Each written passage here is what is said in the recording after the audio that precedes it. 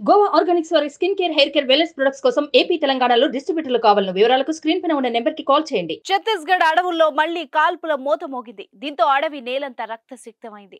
శుక్రవారం భద్రతా బలగాలు, మావోయిస్టుల మధ్య కాల్పుల మోతతో అడవంతా భీకర వాతావరణం నెలకొంది. ఈ ఎన్కౌంటర్ లో 12 మంది మావోయిస్టులు మృత్యువాత పడ్డట్టు ఛత్తీస్గఢ్ ప్రభుత్వ వర్గాలు వెల్లడించాయి.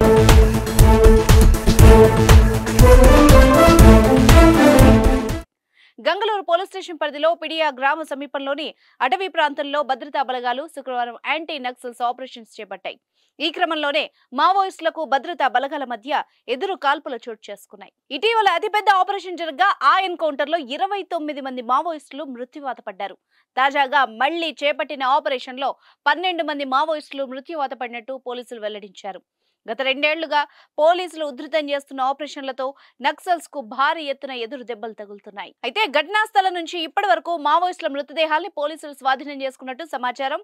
ఈ ఎన్కౌంటర్ లో భద్రతా సిబ్బంది సురక్షితంగా ఉన్నారని పోలీసులు వెల్లడించారు. అయితే 1000 మంది భద్రతా బలగాలు స్థానికంగా గాలింపు చర్యలు చేపట్టినట్టు ప్రభుత్వ వర్గాలు వెల్లడించాయి.